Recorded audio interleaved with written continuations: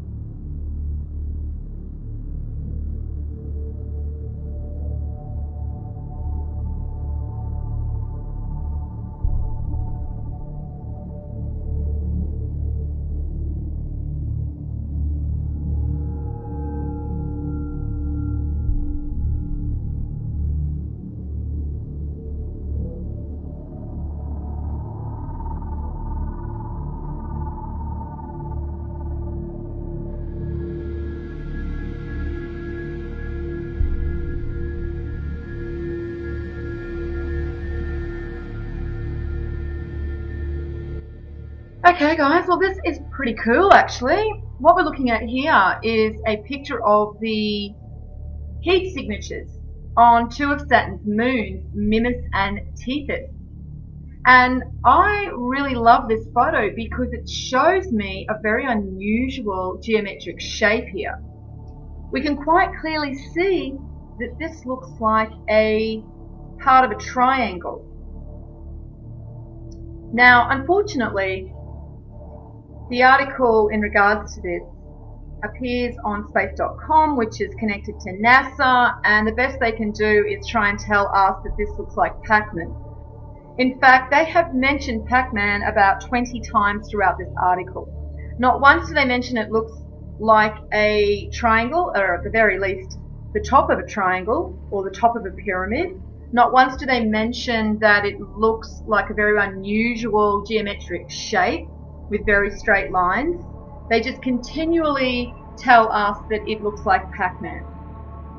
So to me, this really does show me they have nothing but contempt and treat us like idiots. Now, interestingly, the first heat signature here was discovered in 2010, and then they discovered this one in 2011. Now, it goes on to say at the end of the article that the surface oddity was first sighted by NASA's Voyager spacecraft in 1980. But they don't say if it looked like this, they just say that it was an oddity. They don't say if it's changed since when they first saw this in 1980. They don't tell us whether this heat signature has been experiencing a lot of differences during the times that they have first actually seen this. So, once again, we don't get very much information from NASA at all, but really we shouldn't expect anything, more from NASA. They are the mouthpiece of these government agencies. But anyway, I thought it was very interesting, this shape, because as soon as I saw this shape, I actually didn't see Pac-Man. What I saw was what I've been seeing on the Sun, these triangles. So I find it really interesting that this geometry seems to keep turning up again and again. And, we also see that at one of Saturn's poles, there's a hexagram. So once again, we see this very unusual geometry with Saturn.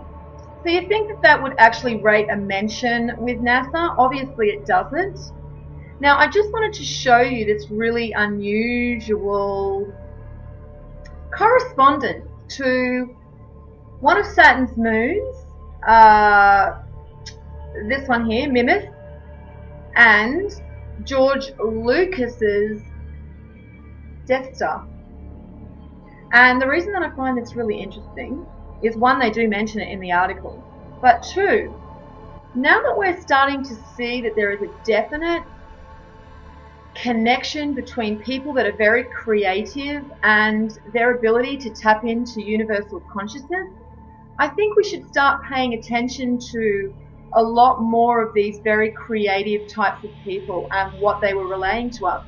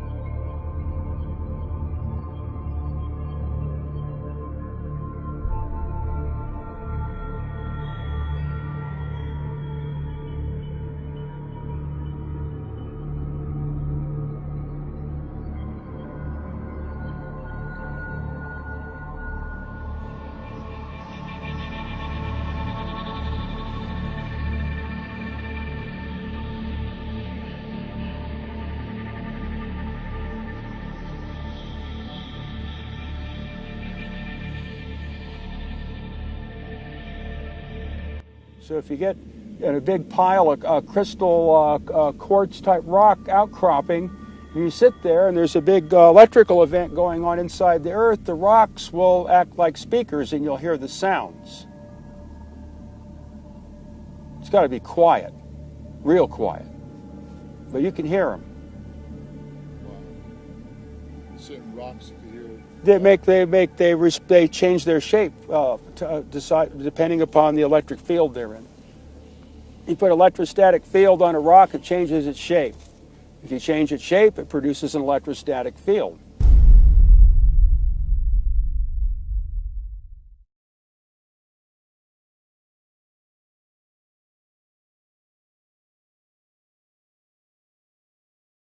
Okay, so you're standing there, and what have you noticed? That the wire is being pulled by something in the stone. By something in the stone. Yeah. And we've looked up here, and we've actually found a mark in the stone of a fairly sizable bolt, Yeah. isn't it? Bolt. A Yeah. big bolt. And this is right on the crescent moon of Eds. Right in the centre of it, and right below this chair, which is where the first abnormality of this rod was taking place. We also found a very strong pull to just about 8 feet from that post in alignment with those, what would you, condominiums, some description? Apartments. And just around the corner here, what did we find when you ran the wire again? We came around the side where the pool is in the north compass. We aligned it to the north compass, didn't we? Yes. And, oh, by the way, it's Peter from Atmospheric Ionisation. And what else did we find here? We aligned it, and we actually found a hole. Yes. And somebody's left a Valentine's love message in there, which is absolutely fantastic. And this is right underneath, on the outside wall of this triangular cube space. And it aligned it directly to this centre hole. Is that correct? Yes. Tell me again, Yes. what did it do? It lined up with the hole. Did it? Yes. It really pulls itself towards that centre Yeah. hole. Okay. And then we walked around the perimeter, didn't we? Yeah. We took off across and followed the wire. the wire's doing all sorts of weird and wonderful stuff, isn't it? Yes. And how did you know to start doing this? You can feel it, and it pulls my hands when it does that, and it also points in certain directions. Right, okay. So you just follow and walk the direction? Yes. Okay, let's go. See what happens when we walk this way. Let me just come out to the top.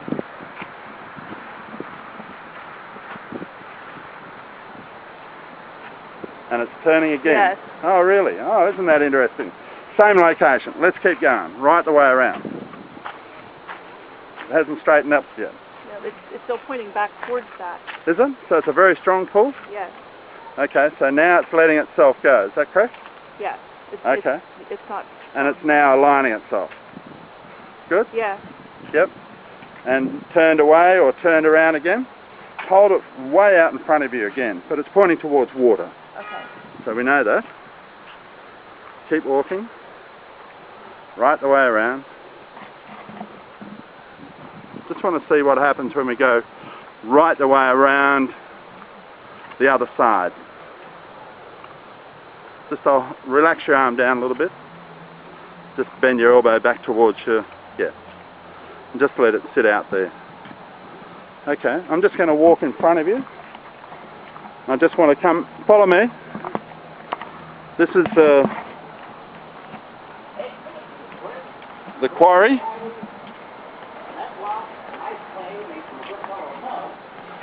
And I just want to see you walk right up past this place here. And just follow the wire. Did it push away? It did just displace it. Oh. It is. Okay, Yeah. just go back and follow the wire.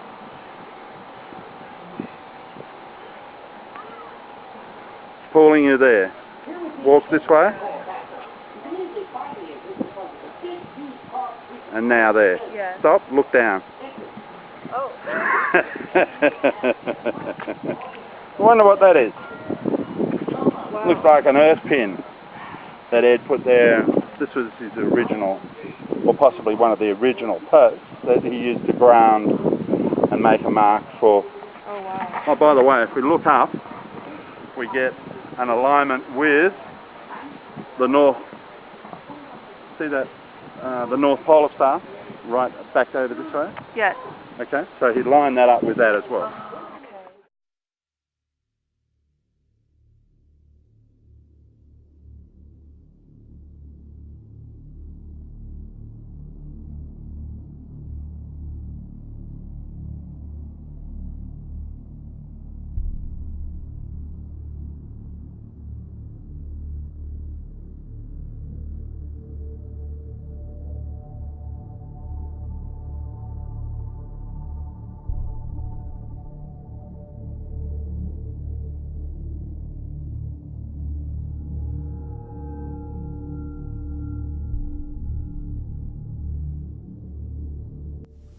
Is the sun actually, do you believe, combusting in on It's itself? not burning anything. There's no fusion in the sun. That's well understood.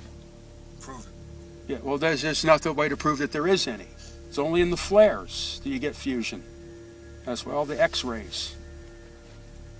The flares, the arcs, and the X-rays, and the microwaves, and whatever result of fusion in the arcs. There's no fusion in the sun. They don't know how the sun works.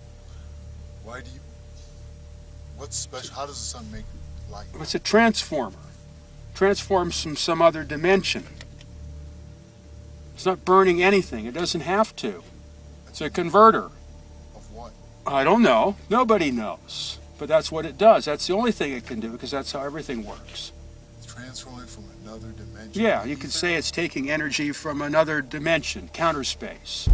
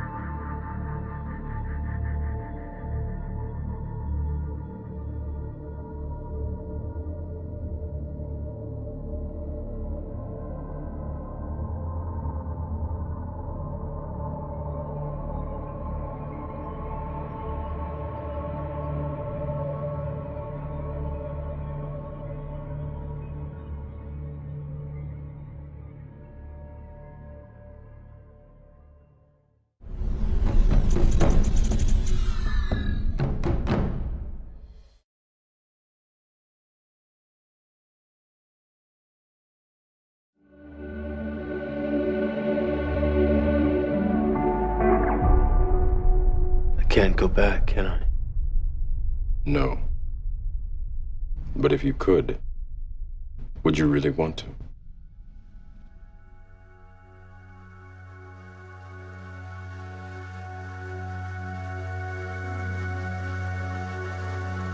I didn't say it would be easy. I just said it would be the truth. You ever have that feeling where you're not sure if you're awake or still dreaming? I know exactly what you mean. You have the look of a man who accepts what he sees because he is expecting to wake up. Ironically, this is not far from the truth.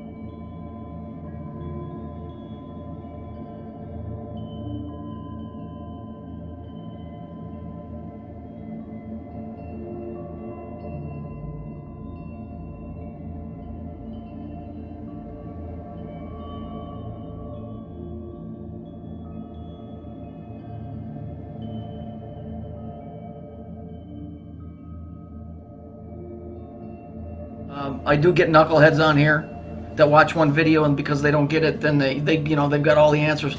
You don't just get all the answers. I bet I don't even know 1/100% of what's going on. I know that there's one major thing involved, and that's that thing that's called Saturn. This is one of the biggest lies that comes out of the Bible, because it's not a lie if you understand what it is, but it's a lie the way it was taught to you. You're told, for those of you that are churchgoers, and for you of those who aren't, you'll know what the word is. Sin, S-I-N. The word sin is supposed to mean that you're bad, and that because you're sinful, God can't have anything to do with you. Well, the word God refers to the planet Saturn. It does not refer to the Creator, who stands above the one that men have called God, which is the planet Saturn.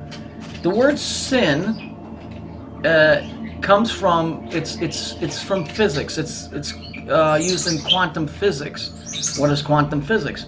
Quantum physics has a very old, ancient name, and that name is Kabbalah.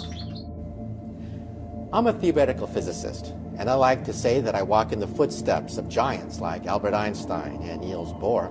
I'm not a philosopher. However, I am rather dazzled by the fact that many of the basic mysteries that we find in string theory and the theory of everything seem to be mirrored in the Zohar and in the Kabbalah. As a scholar, the most amazing thing of all is the degree to which modern astrophysics sounds like a Kabbalistic text. Albert Einstein, when he was creating the atomic bomb or writing up the theory for it to work, used Kabbalah. Came up with E equals MC squared. You got what? Five symbols that equal volumes of information. These are lies that have been perpetuated. People do not understand that the Old Testament is written in code. And I'm not talking about this bullshit Da Vinci Code crap. I'm talking about actual code as in, high-level physics. Okay? The word sin, S-I-N, comes from the word sine, S-I-N-E. If you look at that, this is a sine wave. Yeah? It's a sine wave. The straight line that you're seeing, that's called linear time. That's going from your birth to your death, okay? The wavy line, that's a sine wave, okay? That's a sine wave. Bear with me. The word sine in physics is abbreviated as sin, okay? Now, there is another wave, it's going to be in blue, that runs along the same line as time, okay? And what that is it goes like this. This one is called a cosine wave, as in cosigner. That's right where that comes from. That's a cosine because it rides the back. It's so tight to the other wave, it's called a cosine wave. Now, you see, you have red and blue, and they both are interacting with time. So, one is time, one is space. Okay? Those two together create time and space. Red and blue, which represents the planet Saturn. The time and space. So why is sin evil? Because sin is the abbreviation for sine, which represents time. And incidentally, the serpent in the garden is right here. Okay? That's the serpent. Okay? The serpent is time. Now I'm going to show you something else. Bear with me for a second. This is where your caduceus comes from. That's time and space running along a linear, that's a cosine and a sine wave, running along the vertical line, which is sine or sin. Here we have the wings. That's what your symbol is that you see, the caduceus. The single one is just a snake, which is it looks like an S. That's the serpent. Okay, so why do they say that we're sinful? They say that we're sinful, or that you're born of natural sin, because you're born into sine. You're born into sine. You're born into time. And when you're born into time, when you're born into sine, you're born into sin. Now, why does sin keeps you away from the Creator? Why? Because here that's ruled by time, the circle, and space, the square. The Creator is timeless. There is no time where He exists. It's a loop. You go around and around and around. You have to arise above that and get to where there is no time. So when they say, oh, man's born of natural sin, you are born into the third dimension. And as the Bible says, the wages of sin is death. When you're born into the third dimension, you live in the third dimension, and as we all know, time, given enough of it, destroys everything. Okay? That's why in Revelations, the beast is Saturn, because it regulates time. Given enough of it, it will kill you, your friends, your pets, destroy, rust, break down everything in the third dimensional level. And death is always associated with sadness and wailing and gnashing of teeth. Because, see, they took a story of physics and they twisted it and they came up with a bullshit story that some broad, you know, running around in her birthday suit, you know, giggling and ate an apple she wasn't supposed to. The tree of life that they're referring to in Genesis is the Kabbalistic tree of life. First of all, the Old Testament was never supposed to be in your possession. The Jews did not want that out because those stories are coded stories that are written in high physics. All the Old Testament is stories about reflections, light waves, atomic weights, dates, what else? Vibrations, mathematical codes that are what that thing up in the sky creates, that makes the reality that we live in. So for all intents and purposes, that thing is God to this planet, not to me. I believe in the guy that's above him. Problem is, we don't know what his name is. So that's why I believe in Jesus. It's the only guy in between me and the Creator. Okay? Let's watch the graph here. You see how it goes round and round? You see the green? Okay, you see that's the serpent that's in the Garden of Eden. Okay? You see it? You see how that's sine wave, see that? Okay, you see how that works? Okay, now we're going to move on. I want you to look at the equation, and this is going to explain to you why I know that this is bullshit out of the Bible, what they're talking about. The Bible is not bullshit, but with the way that they crafted the story and made you think of something else is. And on top of that, when you're trying to explain physics to a guy, you know, that doesn't understand physics, you have to use other means, and that's why they use the story of the Garden of Eden. So let's look at the way it's written. Okay, there's 3 axis points there, all right, which is what creates the cube. All right, but let's look at it. This is interesting. Why am I going to go to hell when I die? Look what's in parentheses. Cause I sin. You see, they just crafted a story from physics, and they did that because back in the old days, like I said, in order to get the message across to somebody, you put it in a story form. Okay? This is what this is all about. There's no doubt in my mind. Just, okay, here we have a woman with an hourglass. Yeah? Okay? She's got her arm resting on a skull, which represents death. The thing that's above her head is called Oribus. It's a snake biting its tail. Okay? That represents Saturn.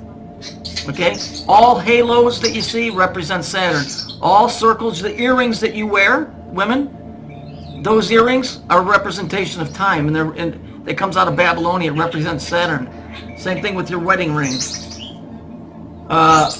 This is obviously a picture from a society called the Rosicrucians, which is, I guess they're kind of like Masons. That's why she's holding a rose. But the hourglass and the Oribus above her head, so this is basically telling you that Eve, okay, the story of Adam and Eve, it was time. That was time. It wasn't a serpent as in a snake. It was a serpent as far as time. A sine wave. Okay? All right. You see it go around and around? You see the red colors? Red, yellow, blue, green? That's a time cube. But if we look at it, look how it's split into 4 sections. The circle is, right? Okay. Let's see where we've seen that before. There you go. There it is. You see it's on top of a church. It represents time and space. It has nothing to do with Jesus Christ. It has nothing to do with saving your soul. It has everything to do with a business. The 503, it's a government code. Churches don't pay taxes because it's nothing more than a government installation. And pretty much that's all that I really wanted to show you guys today.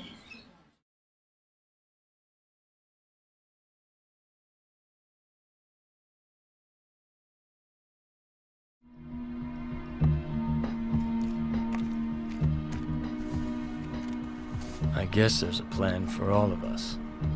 I had to die. Twice. Just to figure that out. Like the book says, he works his work in mysterious ways.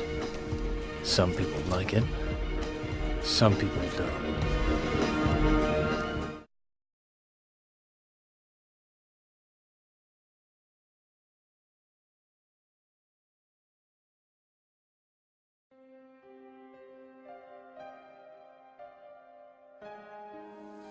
Why do the people think they know things and talk about how others don't know anything? Why is it so easy to get people to call other people sheep? Is that not just the new underground pop thing to say? You have homophobia, this could be sheepophobia. Everybody calls everybody else a sheep. They talk about how they're awake. People believe that if they watch a 6-hour video by David Icke, or watch Endgame by Alex Jones, or study the Illuminati online, they believe that after doing so, that has anything, in any way, to do with being awake. They believe it. I'm not kidding. They can't get enough. Addicted to posting their opinion in a forum. Chasing that white rabbit everywhere it goes. And they call themselves awake because the system wants you to call yourself awake. It loves that. Cockiness, arrogance, and hating other people. And as you're sucked into this, it is consuming you and you don't know it. You don't even realize it. You just prefer to be able to call people sheep. Perhaps subconsciously you resent that you were called a sheep. You want to be able to say it too. The naivety with that is that you don't know anything that they know. And they know you don't know it. You're not hurting their feelings. You're making them laugh at you. Because you're eating up mostly propaganda that they have distributed. Calling yourself awake and pointing your finger at them, and you are hardly enabled to deal with them or even your own self. John, tell me why. John, give me. John, tell me another answer, please. And can you answer this question for me? And what's your opinion on that? You owe me a response. I owe you a response? How much am I getting paid to do this? Oh, that's right. Nothing. I couldn't even count the number of people that have declared being awake to me. Couldn't do it. People are very easily controlled. All they have to do is create a new subcategory of personalities. Right now you have the jocks, you have the rednecks, you have the goth, you have the preppies, you have the business people and the whatever. Now they have the awake people. The reason nobody knows anything can only be explained to you by a metaphor, of course. In this realm, you can only use metaphor. Think of the difference between a broadband connection and a 56K connection. Now, there are people that know what is occurring in this reality. Many of them joined secret societies. So it's not that they have knowledge, it's just that they have acquired information. They went in reverse. You see, true knowledge is true knowledge. Those with understanding understand what I just said, those without don't. It's pre-symbol. A symbol is no different than any expression, a song, a picture, a sound, a look, a touch. A symbol should be the result of knowledge. The understanding, the awareness, and then you have the symbol surface. Having somebody learn symbols and then distributing a very strategically limited amount of meaning to that person does not give them knowledge. They perceive that they're getting knowledge. For example, I could say the word gum to some bubblegum popping dizzy-minded cheerleader, and the only meaning that she may come up with when she hears that word is chewing gum. I could say the same word gum to somebody else and they may think chewing gum, but they could also think a gum tree or the gums around your teeth. Could say it to another person, they'll think chewing gum, a gum tree, gums around your teeth, but maybe they're thinking even deeper. Maybe they have a deeper understanding. Metaphorical comparison to other things gummy substances used in construction, maybe molecular assessment. I only used one word, a phonetic symbol, written if you're looking at it. The meaning transferred by using that symbol is directly dependent upon who is receiving the information. If it's the cheerleader, she's only going to get a very limited amount of understanding, just enough to communicate. The line by Gene Hackman in the first Superman, some people can extract the secrets of the universe just by looking at the ingredients on a chewing gum wrapper, is absolutely correct. What that means is you can get a lot of information just by being aware. The creases in the paper, the spacing between the letters themselves, the space around the letters, all the nuances. Now, unfortunately, I have to say that this is a metaphor, okay? A metaphor. That does not mean that you should go and try to learn as many meanings as you can for each word that you know. That would have nothing to do with anything. That was just a metaphor that I used. If you think of a symbol, and you look at maybe the shape of the number 6, you can be told what that means. But perhaps if you're bathing in knowledge and awareness in life, suddenly you have an understanding, and then a symbol like 6 comes up. Maybe you think of getting caught in a tumor and you come in but you can't get out, and you're caught in a vortex, a circular cyclic existence. Getting in, not getting out. Something like that, you know. What they do to you early is they show you all the symbols and tell you what they mean. And they don't tell you completely what they mean, of course. They tell you what they want you to think they mean. Why? Because what is the true purpose of being? If you're not extracting meaning from your path, from your experience, deriving meaning from it, and creating expression, the expression would always be the symbolic. A picture, a touch, a kiss, anything, an image, right? If you're only copying what they've told you things mean, and replicating what they've told you to use them for, and how to use them, how to speak, how to think, what means what you're supposed to do, what the meaning of your life is. If you allow yourself to be told what the meaning of your life is by something in your objective reality, somebody else, what is your purpose other than to be a slave? Forget about laws and politics, that's all bull. That's only a result. If you're not creating, and the only way you're going to create is by extracting meaning from within. If you can't do that, what is the point of you being around other than to be a slave? Acquiring detail. This means this. I learned what this symbol means. This pagan symbol means this. What do you mean you learned? Did you look it up? Were you told, or did you read what it means? Or did you sit there by a lake and think about life as a whole and what's happening, and the symbol came up and you're like, oh my gosh. See, the oh my gosh is when you extract meaning. It doesn't have to be a traumatic thing like, oh my gosh. It can be, oh my God. That is the sign of a creative. Somebody that's always in their mind like, I get it, oh my gosh. And you want to tell the whole world. Because you've just created, you've extracted meaning from within. Those that even if they have opened up, all right, and they were seeking information, because information is not knowledge.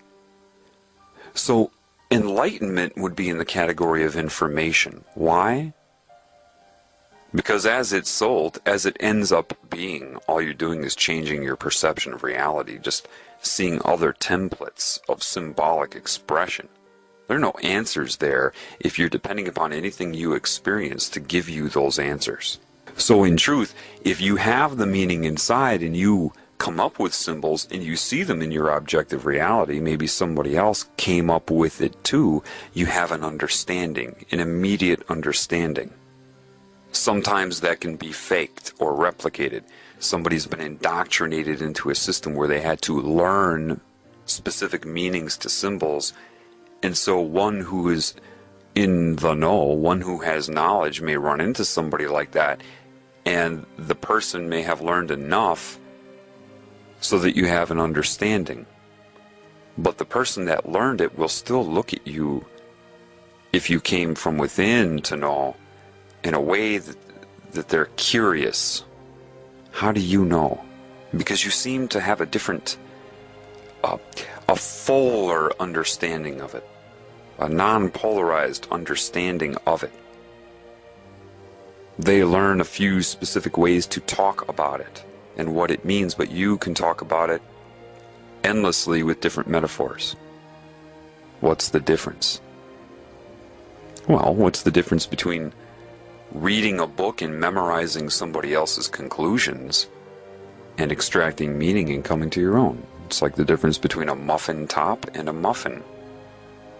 They've got you all eating up muffin tops, but you don't have the knowledge underneath. Is that a permanent thing? Absolutely not.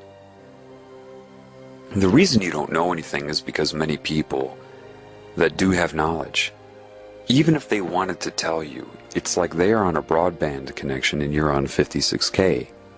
There is so much information, and unfortunately, as it is right now, the general population has no idea.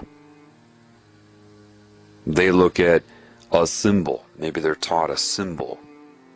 Either they really don't have any understanding of it, or it's a very limited understanding. If you have knowledge inside of you, you could sit there and talk about that one symbol all day. There's more than one meaning attached to symbols. Like I told you, a deer in the woods can mean more than one thing by stomping their hoof. If you seek the symbol, the muffin top, you will never have the whole muffin. And this is what people do when they try to seek videos and books and all. They're looking for muffin tops. They're looking for the end result. Therefore, you are dependent upon the meaning that is given to you. So somebody in the know, if they're talking to somebody that isn't in the know, it can be very difficult. Why?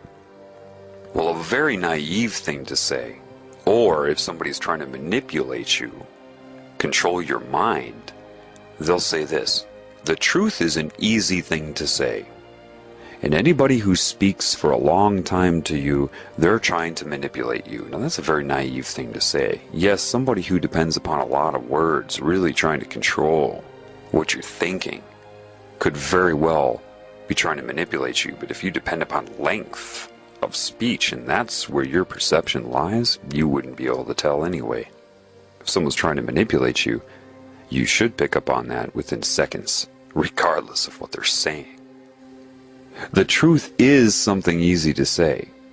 If one person in the know is speaking to another person in the know, in other words, you've both reached the same conclusions and you know it. You know when other people know. You just do. That's why they don't say anything other than that. You know when other people know. And you say, well, that's ambiguous. And that's ambiguous to you. But that is a symbol. To say that sentence, you know when other people know, that is a symbol. And those who have come to the conclusion on their own understand the full meaning of that. Those who may have heard that from some philosopher, and they were told that that philosopher was brilliant, so they decided to dwell upon things the philosopher said. If a philosopher says to you, you just know when other people know. Well, you trust that philosopher because everybody has given them a 5-star rating. So you think, well, that must mean something, so I'm going to sit around and think about it. You can't sit around and think about that. That is a result of so many experiences. So, if I say you just know when other people know, You don't have to sit around and assess and calculate in your mind and think of behavioral patterns, or they said this and they said that. I'm going to put two and two together and formulate an assessment of them and what their intentions are. If you are doing that, that is robotic. It's nothing against you. If I were against you, I wouldn't be trying to help. It's the conclusion that matters. If you reach it on your own, because a conclusion is a symbol. It is a symbolic representation, the quote, the conclusion that has so much attached to it, all of your experiences that tie into the conclusion.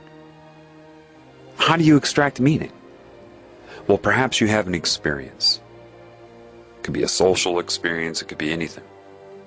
And that experience is finished, and that means nothing to you.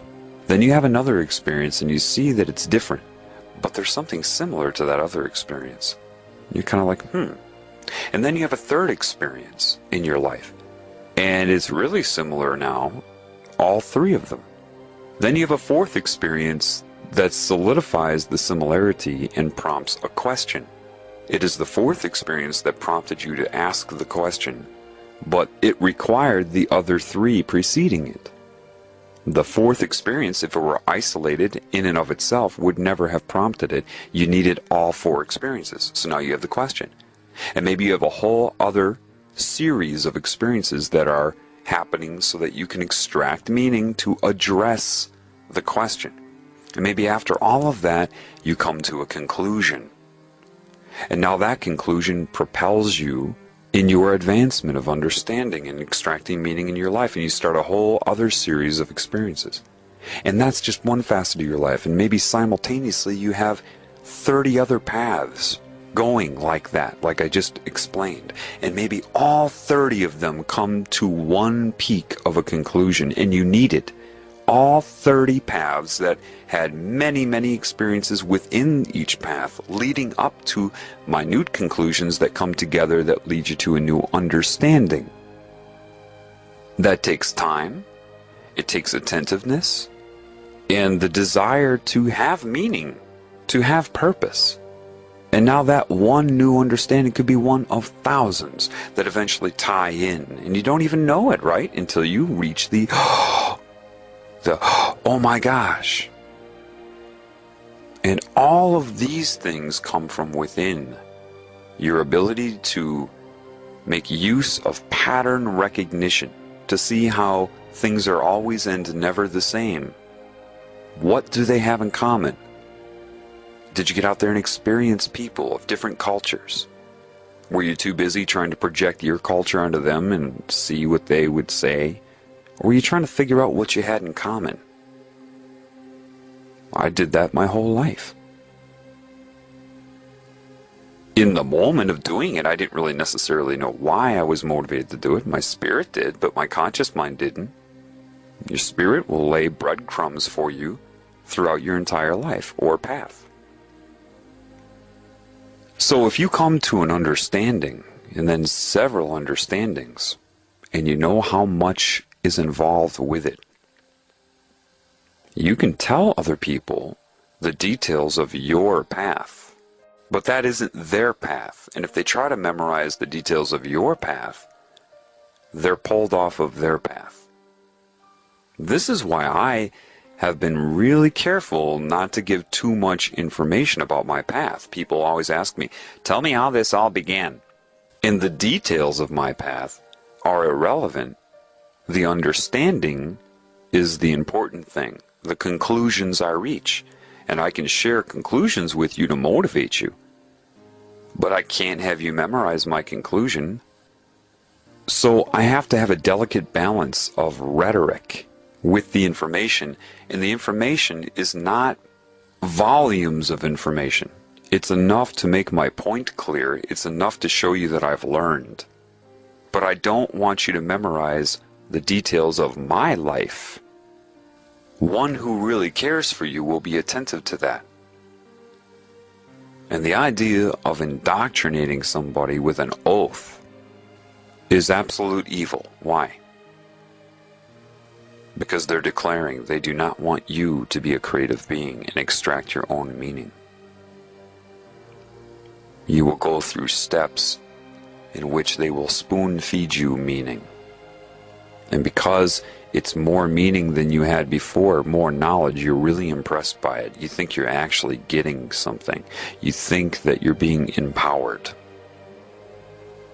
When they know that by keeping you from being able to extract meaning on your own, they've got complete control over you. They have pulled you off of your path. But if they did that successfully, you would never even have thought of that, now would you? Because you won't extract your own meaning, you see? Nevertheless, somebody with a lot of knowledge, if they're on a broadband connection and they're speaking to somebody in a 56K connection, it's anything but easy to tell the truth. Like I said before, one in the know can say the truth very easily to another in the know. If one in the know is speaking to an individual that is not in the know, saying the truth is anything but easy. Why? Because of what you know of the enormous gaps that they have. That you cannot just say the truth because they'll understand the words with the limited understanding they have in their concept building by society. But they would need to go through so much. And you know that they don't believe that. Telling them that makes no sense to them. They say, the truth is simple, you should be able to give me a simple answer. And then what happens is the people that have knowledge get very frustrated. The very moment you interrupt them or cut off what they're saying to you when they have to extend great patience to try to tell you the truth, and you cut them off and want to give them your opinion, or you tell them that you agree with them or disagree, to somebody in the know, when they're speaking to somebody that is not in the know, when the person that is not in the know says that they agree or disagree, both of those things are offensive. Because they know you should just have your mouth shut and take in what they're saying, and a lot of what they're saying will be rhetoric. But I talk to people like this all the time. They completely ignore the rhetoric. I'll use rhetoric. That if they had wisdom, they would understand at least, okay, there's something with this, and they blow it off. They go, yeah, but anyway, and then I blow them off. And they have no idea why I blew them off. Or people will just bombard me with questions. Questions that are what you call loaded. Anybody in the know would say that's a loaded question. Because you lack so much just in the fact that you're asking those questions shows how much you don't know. And you ask them in a very naive way. It's not your fault, but you expect a simple answer. People will go up to somebody with knowledge that has required an entire lifetime of attentive awareness to their experiences, detailed and disciplined effort to extract meaning from your life, and they ask you a simple question and expect somehow that you are going to be able to transfer a lifetime of understanding in 2 or 3 paragraphs. They truly do. They do expect that, otherwise they wouldn't ask the question. So you have this huge gap between those who are in the know and those who are not in the know. Those who are not in the know do not know they're not in the know because of how they have been taught to think. They have been incorrectly instructed in their thinking process itself. They have been taught to look outside of themselves for answers. They have been misinformed about what answers are because they've spent their whole life having the meaning spoon-fed to them. They think that's how it works. So you ask a question and somebody can spoon-feed you the answer. And because you lack any meaning or an understanding, you don't understand why that answer is wrong, limited, or even misleading you. You can't. Based upon that, based upon how you've been instructed to think. So a lot of people that have knowledge When they interact with the average person, they get very, very frustrated. Very. They'll just look at you. All they can do is look at you because they can't say anything to you. You would not be able to extract meaning from what they say. They said gum, all you would do is hear chewing gum. And they're thinking 500 different meanings to gum, all leading up to a point of conclusion. If you lack that, it's a waste of time to tell you anything. This is why, when you hear someone tell you that you cannot be told the truth, this is why. So they'll look at you and they'll have that look. And those in the know understand that look. It's a look that says, you know so little. You know absolutely nothing and don't know it. To tell you what I know, I would need 500 mouths and have to be able to speak 500 different sentences simultaneously, all at the same time, to express what I know, and you would have to be able to interpret 500 simultaneous sentences flowing at you at once. That's what that look says. And the look also says you don't even know that. And if I told you that, you would call me arrogant because you've been trained to call people arrogant. You don't even know what that means. So they'll just sit there and shake their head at you. They shake their head from side to side because they're paralyzed. It's the questions you ask, the way that you ask the questions, and what you do if they actually try to answer them. How long does it take before you cut them off, roll your eyes, or get distracted by something that occurs in the room, like a cat being distracted by bright and shiny objects? And if they're trying to tell you something, and maybe your cell phone will ring and you'll tell the person trying to give you truth to hang on, Shelley has to talk about her boyfriend. Okay, hey, you're not going to get the truth. You're nowhere near prepared to even comprehend anything that is true. And then you say, come on, just tell me. You can't be told. Well, that doesn't make sense. All you have to do is tell me. You can't be told. Not in your current state. You need a lot of work. And you don't understand why you need a lot of work. That's what it comes down to. Now, nothing is 100%. Am I saying that every Freemason has been spoon-fed? No, there's a lot of intuitive people that probably joined that. But they were naive enough to be sucked in. But some of these people may want to tell the world things.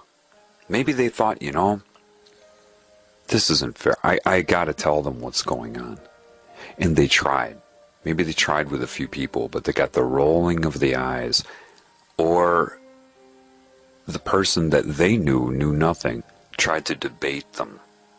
They're so far out of the know that they can't even recognize truth when it's told to them.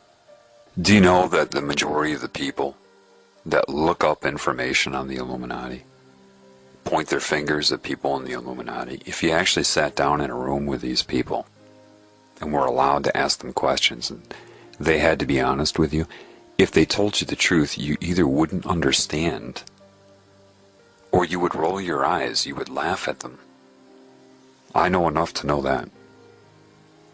A problem with somebody in an organization like that is not only are they separated from you, they're separated from you because they cannot relate to you. Because what you think is not what they think is. That's first and foremost, and that's by design, by that which sucked them into it. They're also controlled by an oath with fear. And it's not just fear of death. They'll use threats of the unknown because these people are shown different templates of reality. And they say, we control that too. So if you do this, it's not over when you die. We'll get you here, here, and here. And they don't know any difference. They can't prove that that isn't happening, that that won't happen. That's the fear of the unknown. When are you subjected to the fear of the unknown? When you look outside of yourself for meaning. They are answering to a consciousness that overwhelms them. It can speak through anyone, they know it. If they want to ask it a question, they can look in a cloud. So that can be overwhelming for them, and I understand that. My intent is not to point my finger at anybody or anything on any scale. People in these societies are sucked in, then they're blackmailed. Because even though they believe they have all of this knowledge, some of it is filtered in their mind by the consciousness that controls their minds. So they don't think about certain things. Controlling of their mind to make them deviate in a way that society would want to pick up stones and throw them at them. Because society is corrupt too, that's why they're so judgmental. These people are scared of that type of persecution.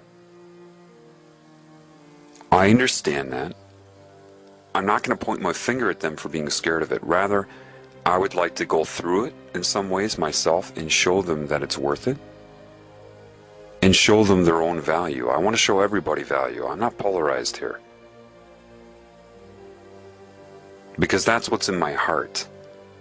If I feel like a healer, how could I look at somebody with a disease and just focus on their behavior and be too stupid to recognize that their behavior is a result of a condition? Now, if I have true wisdom, wouldn't I address the condition? I would only focus on somebody's conduct throughout their life if I had a very small mind and had no capabilities, no abilities, no talent, no gift to give, no ability to create. My desire is to heal both myself and everything I see, and not carry the whole world on my shoulders when I do it, but rather be moment to moment. Since everybody else is ignoring the problem, the majority, and I say, wait a minute, that person doesn't have to be that way. They don't have to be corrupt, and I know it because I've watched my own corruption get healed. So if it can happen for me, I know it can happen for somebody else. I would be what you call a fool. The one that comes in with the hat and the bells? I would be a fool to blind myself to the whole picture and not take everything into account. That includes my own behavior, my own path, because that's where I'm going to get any knowledge from anyway.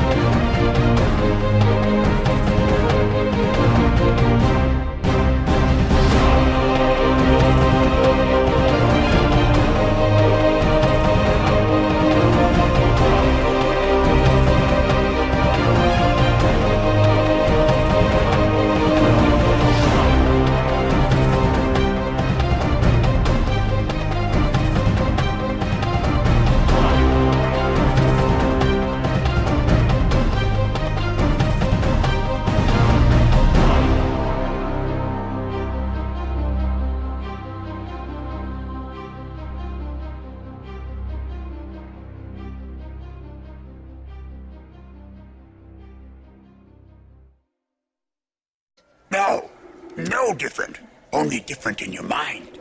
You must unlearn what you have learned.